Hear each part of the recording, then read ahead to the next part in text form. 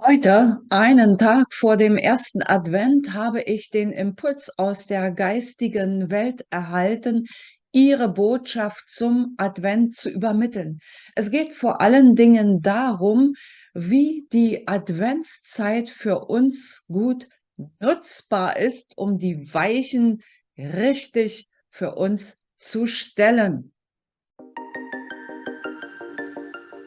Bevor wir gemeinsam uns die Botschaft aus der geistigen Welt zum Advent anhören, vorab noch Folgendes. Ich erhalte auch immer ganz glasklare Hinweise darauf, wie ich selbst, um als Kanal sauber zu sein, mich vorbereiten soll auf das Channeling. Das folgt einem bestimmten Ritual, das bleibt nahezu identisch. Allerdings das Medium, mit dem ich die Reinigung vollziehen soll, das ändert sich mitunter. Und heute früh hieß es, gehe unter das Wasser, lass dich vom Wasser reinigen von Kopf bis Fuß und sammle alle Energien aus dir heraus, lass sie abfließen in die Erde, die nicht zu dir gehören. Das einfach mal noch so als ein Hinweis für dich, wenn du dich fragst, wie geht das eigentlich mit dem Channeling? So, und am Ende werde ich mich nicht nochmal melden. Wir switchen jetzt gleich rüber in die Botschaft. Daher sage ich an dieser Stelle schon mal Tschüss, wünsche dir einen wunderbaren ersten Advent morgen und bis zum nächsten Podcast oder Video. Ich verbinde mich mit dem grün-goldenen, licht- und liebevollen Aspekt der Urquelle und bitte um eine Botschaft zum Advent für meine Zuseher und Zuhörer auf meinem Kanal und natürlich auch für mich. Was ist jetzt für uns wichtig zu wissen? Und ich danke euch schon jetzt für eure Botschaft. Wir grüßen dich und deine Zuseher und Zuhörer und freuen uns, unsere Botschaft übermitteln zu können.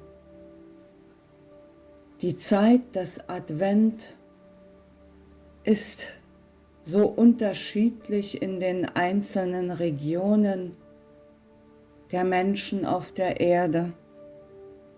Es geht nicht um den Advent im Sinne von Religion.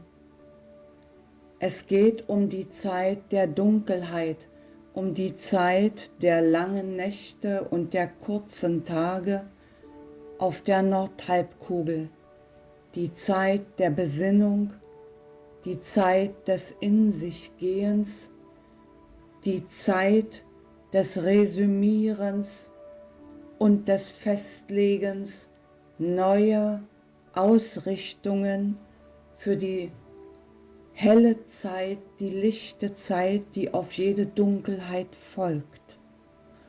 Und so gehe du, der du diese Botschaft hörst, tief in dich, tief in dein Herz, denn darum genau geht es. Und wisse, dass du umgeben bist von der geistigen Welt in allen Schattierungen, in den Situationen, die dir begegnen, in den Menschen, die um dich sind, in den Tieren, in den Pflanzen und auch in all den Energien und Schwingungen, die dein Körper wahrnehmen kann. Du kannst es spüren als ein Gefühl oder als Bilder, als Gerüche, als Geschmäcke, in jeglicher Hinsicht mit deinen 5 Sinnen und weit, weit darüber hinaus. Nimm es wahr mit deinem Körper. Wichtig ist dafür, dass du in die Stille gehst, dass du für dich bist. Sei es in der Natur, sei es in einer Kirche, die oft an Kraftorten erbaut wurden, sei es in deinem Bastelkeller, sei es in deiner Küche bei der Weihnachtsbäckerei, es ist vollkommen gleich, nur sei für dich.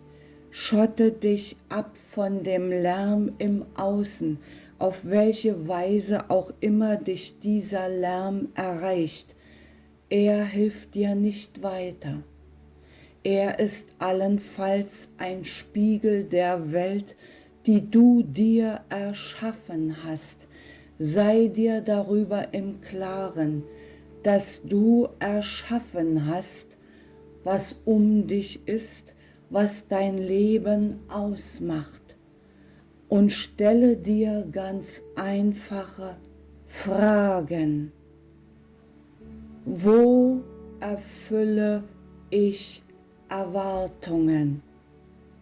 Wo und in welcher Weise bin ich ganz ich selbst und fühle mich frei und wohl und gut und im Flow, wie ihr es nennt. Unterscheide dazwischen. Das ist in dieser Zeit so wichtig. Es geht um deinen inneren Frieden, um deinen Frieden mit dir selbst und nicht um den Frieden, den du um des lieben Friedens willen versuchst im Außen zu erschaffen, ohne dass du in der Tiefe deines Seins damit ebenfalls im Frieden bist. Lass deine Seele leuchten, lass dein ureigenes leuchten. Resümiere, wie gut dir das gelungen ist in der letzten Zeit und triff klare Entscheidungen, gegebenenfalls für eine neue Ausrichtung. Ab sofort sei du selbst. Das ist das Wichtigste. Das ist dein Auftrag, dich selbst zum Ausdruck zu bringen in deinem wahren Sein, in deinem authentischen Sein. Und die Welt spiegelt dir, wie weit du auf diesem Weg gekommen bist. Schau in diesen Spiegel und frage dich, ob du damit zufrieden sein kannst. Zufrieden, im Frieden, darum geht es jetzt. Und hadere nicht mit dir, indem du mit dir in den Frieden kommst, in dein wahres Sein hineingleitest, indem du authentisch bist, passiert ein Wunder. Du kannst auch all die anderen um dich herum in ihrer wahren Schönheit erkennen, sie als das Geschenk annehmen, was sie für dich sind, denn auch die Menschen, die um dich herum sind dein Spiegel. Begrüße sie und schau, was sie dir spiegeln. Und es ist keine Schande, dich auch von manchen dieser Spiegel etwas zu entfernen, wenn sie nicht mehr in dein Leben passen. Auch das ist richtig. Nur tue diese Schritte in Liebe deines Herzens. Auf diese Weise gelangst du, wann auch immer, in den Zustand der Liebe, die frei von jeglichen Bedingungen ist. Und frage immer deine Spiegel um dich herum.